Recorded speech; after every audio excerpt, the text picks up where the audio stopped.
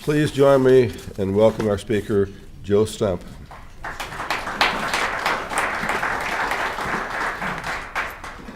Thank you, John, for that nice introduction, and thank you for you all to coming out on this lovely day to hear me.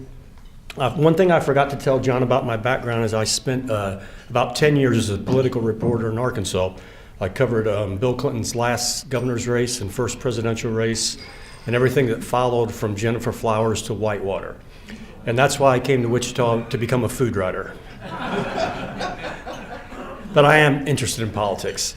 I did want to give I can't remember if he mentioned, in August I took over as editor of Active Age newspaper. It's a monthly newspaper that goes out to seniors in the 3-county area. And as I like to remind my wife and other friends at the Eagle, we are now the largest publication actually printed in Kansas. So if you have any political news and our advertising, and you want to reach seniors 55 and up, be sure to give us a call. I'm here today to talk about, as John mentioned, my book, Wicked Wichita. Despite its title, this is really kind of my love letter to the city of Wichita, my adopted town. I think that people in places that are good all the time are kind of boring, and early Wichita was certainly not boring. I think I would enjoyed living around, certainly would enjoy being a reporter covering it back then. I'm going to talk a little bit about what went into the making of the book and then focus on one chapter in the book about a scandal that rocked City Hall, the local legal establishment, and the police department. So this book is published by an outfit based in Charleston, South Carolina called History Press, and they do local histories all across the country. There have been a few others written in Wichita already on like history of baseball in Wichita, history of Riverside Park, postcard history, stuff like that.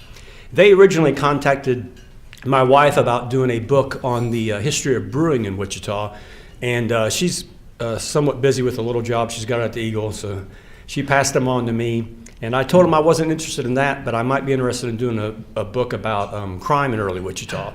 And they said these books, they'd done some of these around the country, they'd been very successful. So with visions of cash registers ringing in my ears, I proceeded. Let's see. So I really had two goals in writing this book. The one thing I wanted to do was make it entertaining, because I don't think anybody will read history if it's not, with the caveat that, of course, it's all got to be true. And the other thing was I wanted to tell people a few things about their city that they might not know even after living here the whole time. And what I think is there's a big misconception about what early Wichita was really like. I think if you ask a lot of people, they'll tell you that the city underwent a few wild and crazy years as a cow town back in the early 1870s, and all that trouble was concentrated across the river in Delano. The truth is a lot more interesting. To take just one interesting newspaper article I found from that period, in 1905, so this would have been 35 years after the city was founded, the police chief went before the city council. And he told them, well, listen, we got 42 saloons operating in the city, and this is during Prohibition. We've got 9 gambling houses, and we've got 65 prostitutes regularly operating. He said, I can put them out of business tomorrow, but that's going to really cause a big problem with the city budget. He pointed out during his previous 4 years as chief, police had gone around and collected $150,000 in fines from these people. And the police department itself had only cost $80,000 to run. So they were making a nice little profit off the fines on the various forms of vice. And the city was never really interested in shutting down these kind of operations, as far as I could tell in my research. And my book covers basically the first 50 years. Well, it covers from 1872, when the railroad arrived in Wichita, up to 1922, kind of the beginning of the modern city. So I found a lot of interesting things in research in this book, and I'd mentioned the prostitution. I think a lot of people don't realize that Wichita had one of the best known red light districts in the Southwest United States. And it was a name of a street that doesn't even exist anymore. It was located on South St. Francis Street, right where Interest Bank Arena was. And it was called, anybody know the name of it? Tremont Street. It was so bad that they decided eventually just to name it for a saint. hoping to clean it up. But anyway, it operated wide open for about 25, 30 years in early Wichita. So when I started researching this book, obviously I needed sources for it, and I started with all the books I could find been written about Wichita, including some by Jay Price and Craig Miner, a former professor at WSU. I looked at any historical websites I could find. I looked at some historical magazines. I looked at some scholarly papers that people had done for college courses. I found some old court cases that I was at Access, and I started researching with the microfilm down in the Wichita Public Library. One source that turned out to be totally useless was old court records here in Wichita. Both the city and Sedgwick County have either lost or shipped almost all their old historical records to the salt mines in Hutchinson. And they really don't know what they have down there. It's not very well organized. So I got to feel like the city and county are wasting their money storing their records there.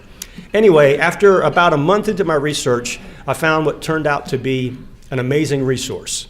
The Kansas Historical Society maintains a database of almost every newspaper published in Kansas from statehood up to the early 20s. So we're talking about millions of newspapers. It had all the papers published in Wichita during that period, the Eagle, the Beacon, a few other ones. And the website has a search engine.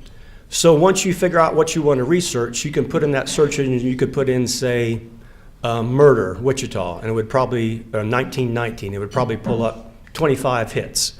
And you can quickly access all that information in those old newspapers. And it also gives you can research what other cities around the state thought about Wichita, because you've got the Topeka paper, you've got the Leavenworth paper, Lawrence paper, Dodge City paper, and so forth.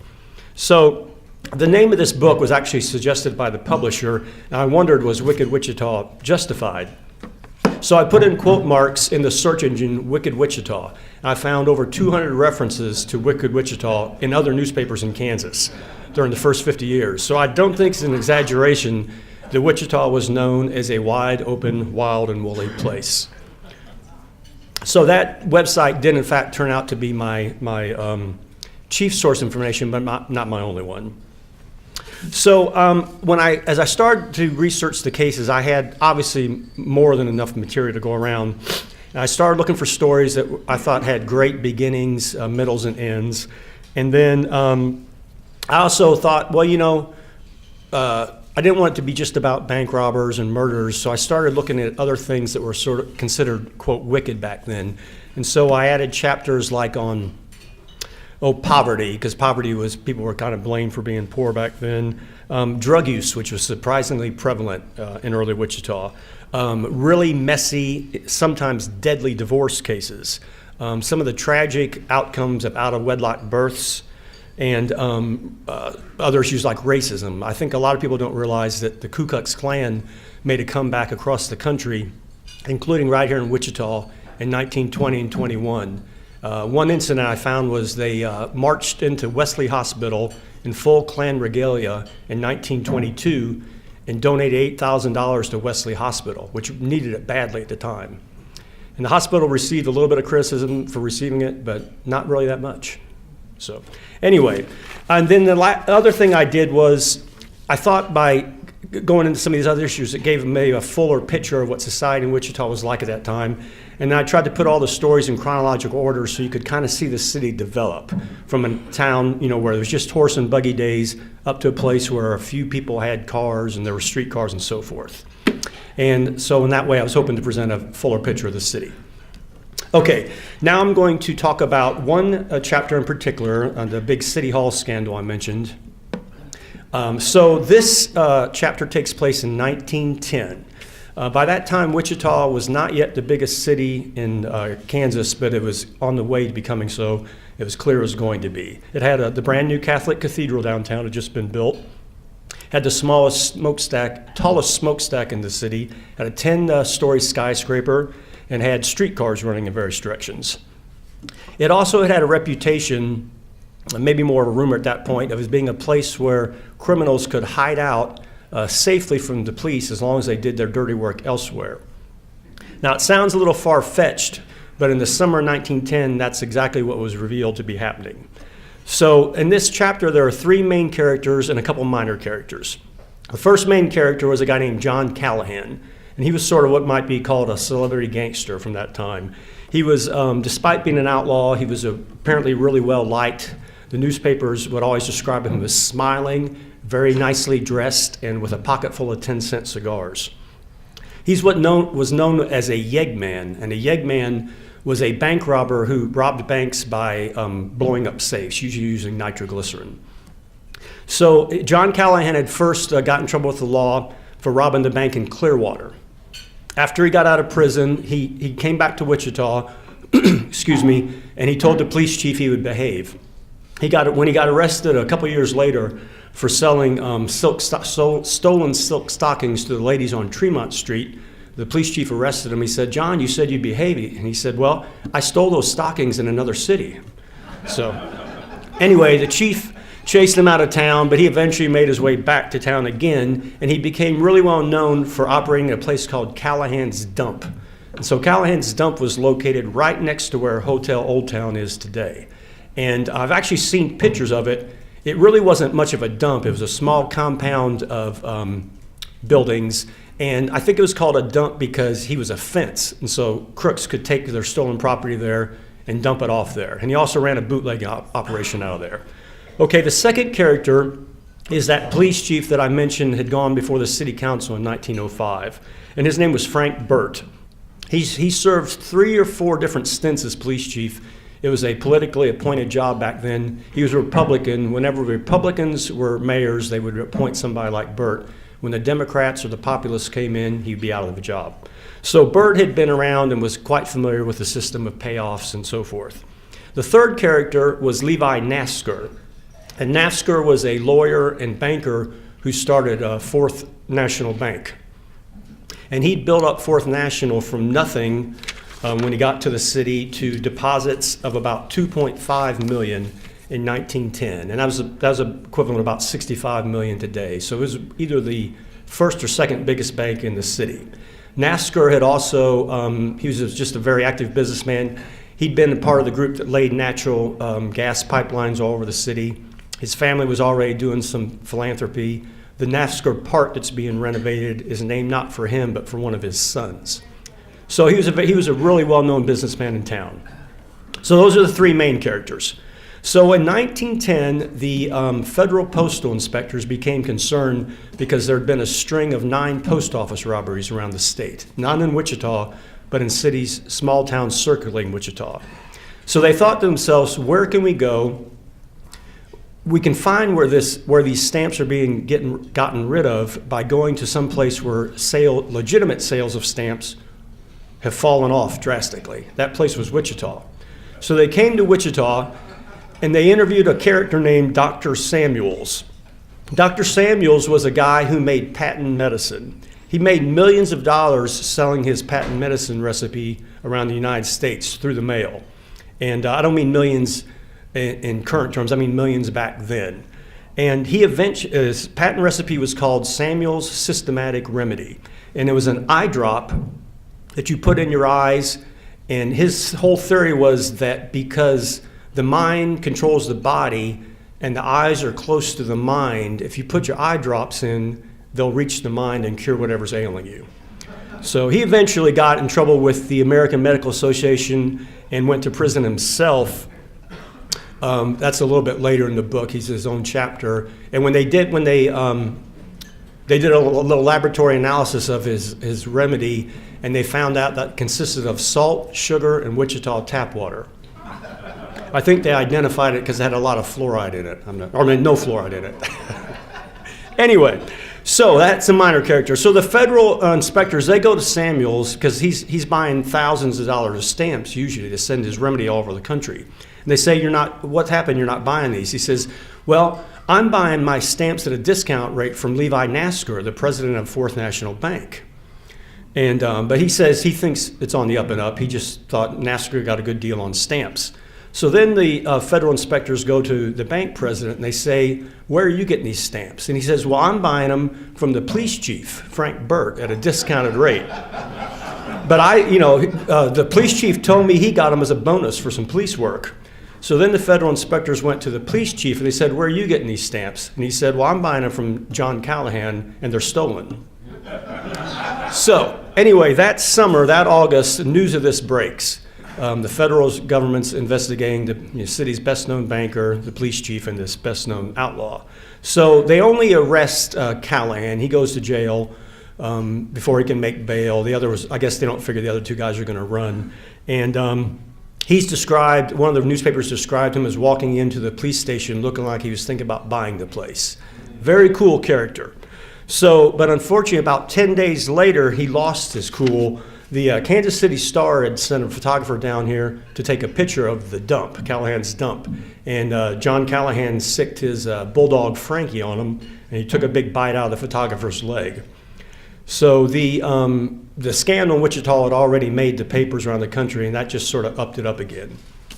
So when that happened, the mayor was panicking. There was a new mayor in office. He was like, city's getting a horrible reputation. We got to do something. So the police chief, Frank Burt, had already been in trouble. There was another case involving Tremont Street, the red light district I mentioned. A fellow had been found dead there outside a brothel, and the Wichita Eagle became convinced that he had been murdered. The police believed that he had just fallen down drunk and broke open his head.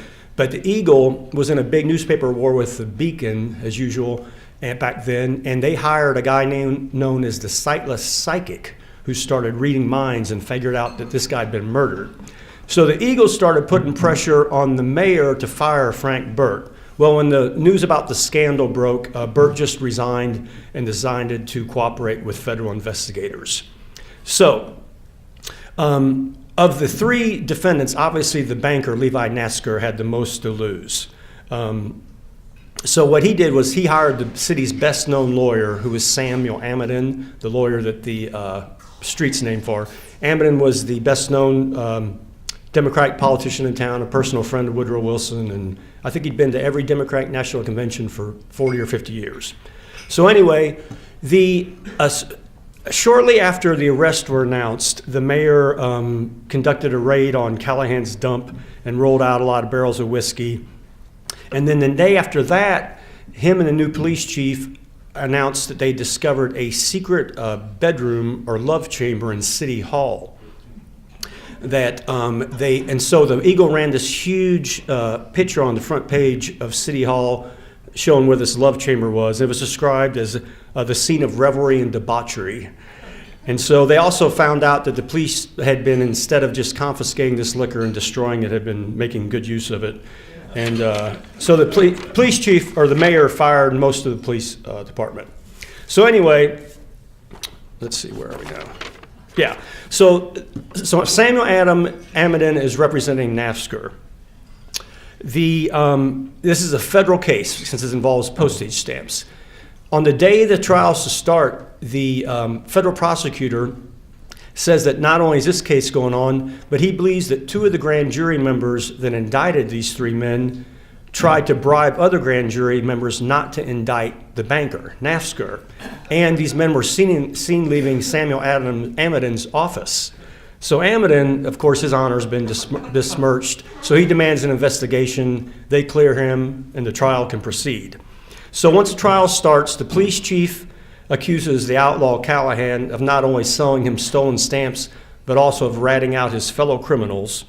Callahan gets on the stand. He denies that, denies selling any or stealing any stamps, but says that yes, he has been paying off the chief for years for the honor of operating a bootlegging operation. And the banker maintains his total innocence, but there is some testimony that even though he was very wealthy and wouldn't seem to need this much money, he might have been a little greedy. So that's where that stands, and if you're wanting to know what happens next, you have to buy the book. Now, anyway, so I'd be happy to take some questions. Joe said he would run around the room, and anybody's got any questions about? Well, I don't know if we can top those, Joe, but for our small group today, we're honored to have you here.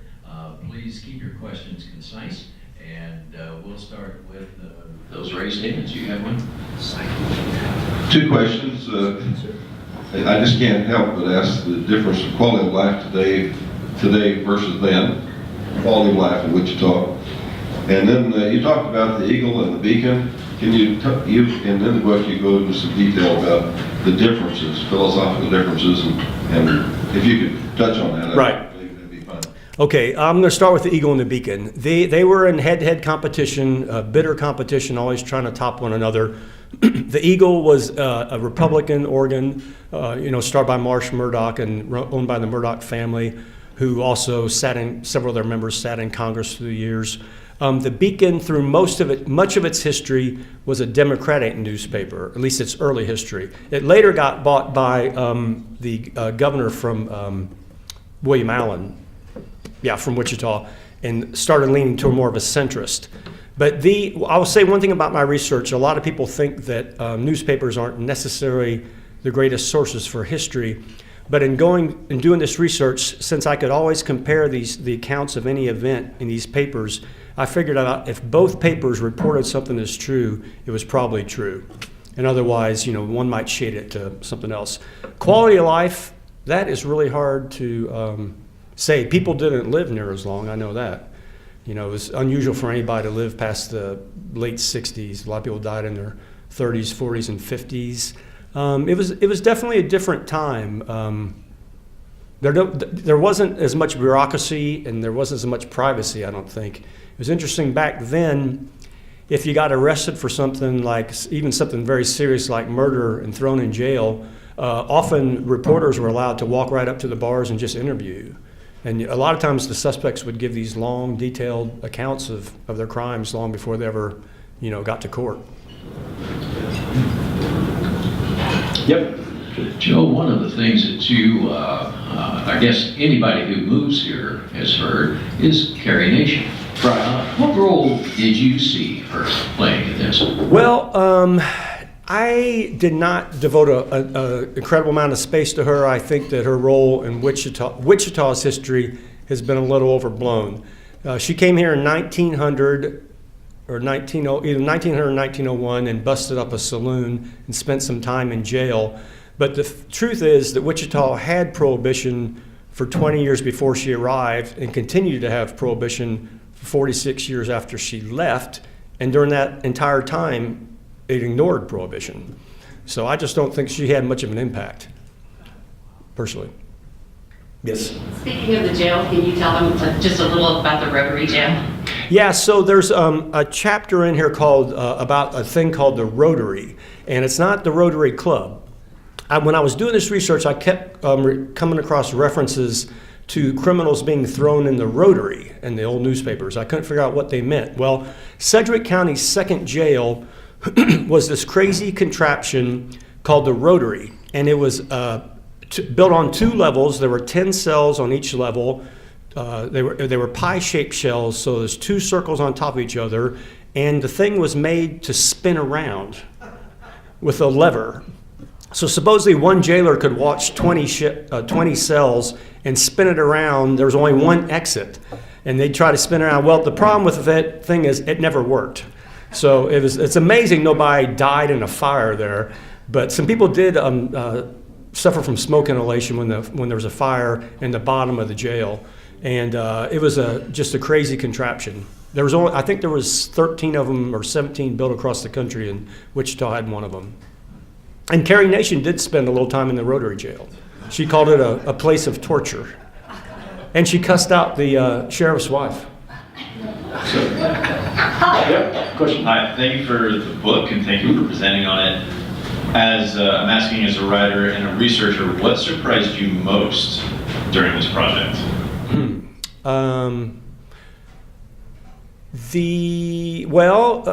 That conception that I think a lot of people have about early Wichita, that all that trouble was over in Delano, and then the city just embarked on this career as Kansas's biggest city and commercial center.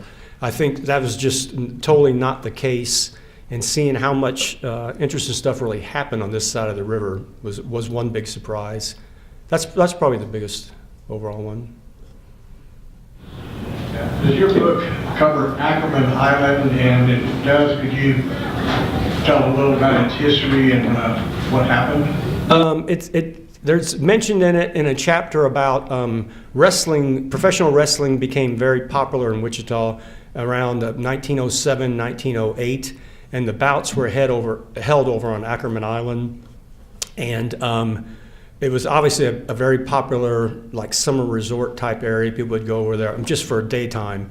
And there's another mention in the book of it. When Wonderland Park got established there, a few years after it was established, the manager tried to bar a African-American lady from gaining entrance to it. This was a time when segregation was kind of coming back.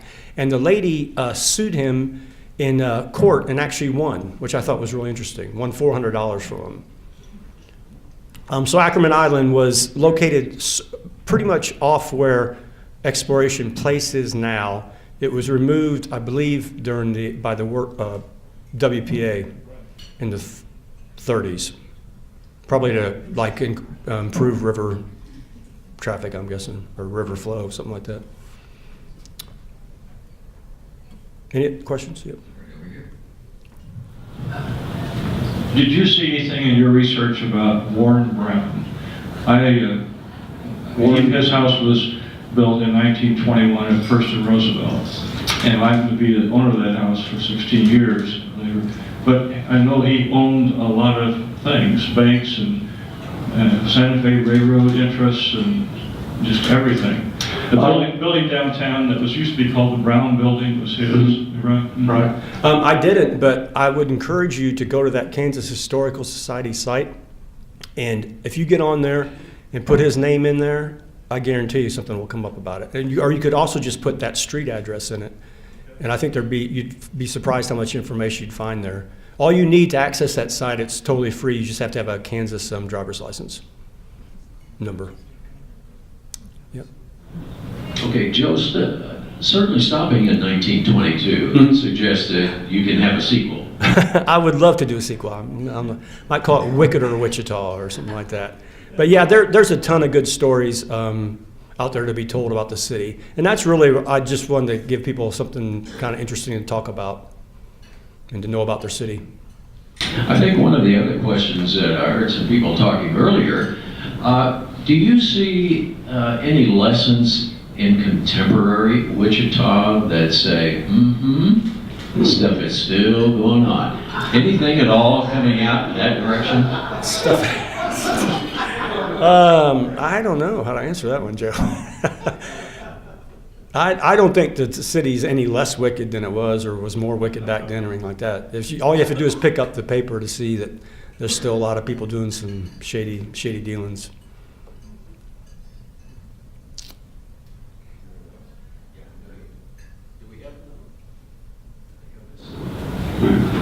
You mentioned, or in your book, there's about Rowdy Joe's. Right, Rowdy Joe. I think he was the Delano fellow. Yes. And he had a competitor in Wichita. Would you talk about him a little bit? And then Lorenzo Llewellyn, the Wichita fellow who actually got elected to as governor, as the Providence governor. You might touch on that too, please. Okay. So I mentioned about not all the trouble being concentrated over in Delano, but there is one very famous case, the case of Rowdy Joe and Redbeard, that did happen in Delano. And it was when I had finished writing this chapter, and I showed it to my wife. She was my editor on the whole thing. She said, "Why were these people acting like this?" So these guys they owned rival saloons / brothels over across the river in Delano. And they got into a wild gunfight that spilled back and forth between their taverns and up and down the street. And eventually, Rowdy Joe shot Redbeard on the bridge across the Arkansas River. And he stood trial and was acquitted by his fellow citizens who liked Rowdy Joe. And then he was still awaiting trial for a second charge of blinding a man in that same shootout, but he skipped town and got away. So he was, but if you look at old newspapers from 1872 and 1873, he was probably the best known man in Wichita. Every time a newspaper writer from, say, Kansas City or Leavenworth showed up, they always went to Rowdy Joe's. Okay, and then Governor Llewellyn was elected on the populist ticket. He figures prominently into a chapter on prohibition. Like many of the politicians, they would say one thing, like, you know, they were in favor of enforcing prohibition, but in fact, they were not. They just preferred to let it operate. Joe, I have a question. Wichita underwent many industrial or business changes. One of them was the beginning of your book period, the cattle trade with the railroad coming through. The other was fueled somewhat by the profits from that, which was the transition to aviation. Are there any crimes or criminal activities that were specifically related to those business transitions?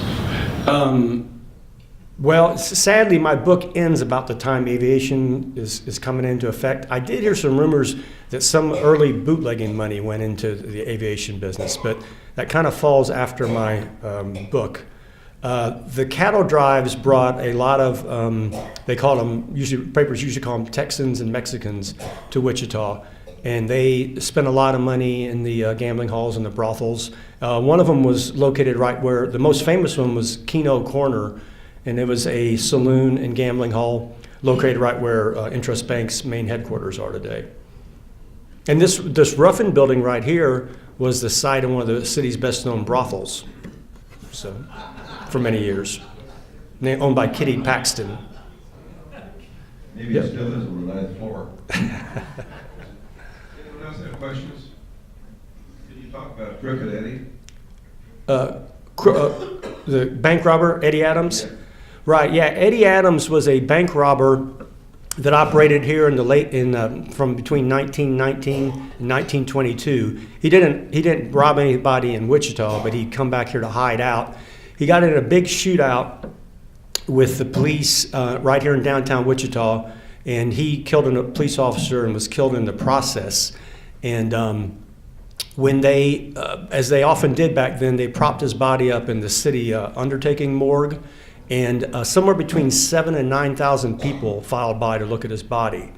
And I looked up, that rang a bell, so I looked up the old case of John Dillinger, you know, public enemy #1, Chicago. When he died, only 4,000 people filed by to see his body. So I was like, this Eddie Adams out-Dillingered Dillinger. I mean, this guy was crazy. I can't even, he's the main character in 2 chapters of the book, and he could probably be a book of himself. Yep. Several of the buildings in Countdown are supposedly original buildings. Mm-hmm. Can you relate to where those buildings were located? Oh, you mean where they were back then? No, I'd be lying if I said I could. I know that one that is original, the Southern Hotel is original. Fritz Schnitzler's Saloon is not original, but Fritz Schnitzler was a early character, really well known here in town. He was like the best known saloon operator and restaurateur. But I'm sorry, I don't really know where those were. Yeah. Larry Dam would like to point out to you that it's the Arkansas River, not the Arkansas River. Well, all I can say is I've lived in Little Rock and Tulsa, and this is the only place where they pronounce it that way. I just can't get it out of my system. Thank you, buddy. Yeah. So speaking of Arkansas, since you've covered Clinton so much, and I have to tell this story. One time, Clinton was campaigning in Joe's mom's hometown, and she jumped up, and Joe covered Clinton so much that she was jumping up and down saying, "I'm Joe Stumpe's mom, I'm Joe Stumpe's mom." But I just thought it would be fun, since this is the Pachyderm Club, if you shared a fun story about Bill Clinton, covering Bill Clinton. Oh man, I don't know. Come on. He was a political genius. That guy, I've driven all over Arkansas with him, and you could be going down any little back road, and he would know somebody that like lived in that farmhouse over there, and he'd know their cousin, and he could just remember names like that. I don't know how he did it. He remembered everybody's name, and he could talk. He was actually pretty frustrating to interview because you ask him a question, he might talk for 45 minutes. The guy liked to hear himself talk. And it's no lie that he had an eye for the ladies. I'll just say that. I don't know how else to put it. But he was a character. Could you tell us a little bit about how the electricity came to Wichita and the trolley cars, how they all functioned? Well, I didn't really get into that very much. I just, noted that when they came into effect, they started putting the trolley cars here, and I think in about 1905 or 1906. I will say this, there were a lot of accidents involving the trolley cars. People, they crashed all the time. There's actually a couple of fatalities involving them. And, but I do not know about the electricity.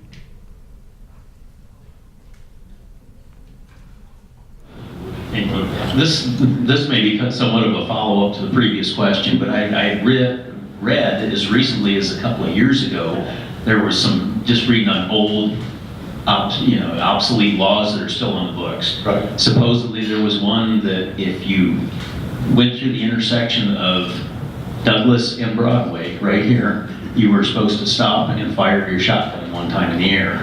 Any background on that? What would be behind that? I did not come up about that, hear about that one. I always wondered, there was if you read history books, you'll see a lot of times that they supposedly had a sign posted on the city of Wichita to check your gun at the marshal's office. And I kind of wonder if that was just an old Wild West legend, but I did actually find contemporary references to that. So that was true. When you came into Wichita, you were supposed to take your firearm to the city marshal's office. He would check it. He would give you a receipt for it. However, that didn't apply across the river in Delano. So in the very first years, there were more gunfights over there. When you go to Cowtown, the Dixie Lee girls, Right. that's prominent. Is there any connection with Wichita to that? Yes, there's a chapter in the book about the city's best known madam, and that was a lady named Inez Oppenheimer, but she did business as Dixie Lee, and she ran the city's fanciest brothel, and it was located basically just next to where the Garvey Center is today. And she operated there openly for about 15 to 20 years and made a lot of money. When she died, she had $2 million to her name. Money back then, and became known all over the state. Kind of became a byword for vice in Wichita. Some of the papers started referring to Wichita as Dixie Leeville. So she was a very well-known character. I think John's read my book. I appreciate that. It's a lot of fun. And I would be happy to sign any copies for anybody if you're interested. Quick question that combines your historical interest and your journalism background. How important was local media in the days of your book? And what's happening with it today in Kansas? Well, it was very important back then. There were no, radio or TVs. So everybody got, I got the impression that everybody got both newspapers. And at times there were more than two newspapers in Wichita. There was usually an African American newspaper, and there would be a German language newspaper. And there were several other competitors of the Eagle and the Beacon through the years that didn't make it. There was the Wichita Star, I know was one. So the newspapers played a really crucial role. They were very political organs. They slanted both their news coverage toward their political party. They kind of took a harsh view of all their political opponents and so forth. But I think they played a huge role in it. And sadly today, there's so much information and misinformation out there that's available that the newspapers are, just kind of a shell of what they used to be. Let's thank Joe Stumpe for being here. Thank you, Joe. Yeah, thank you.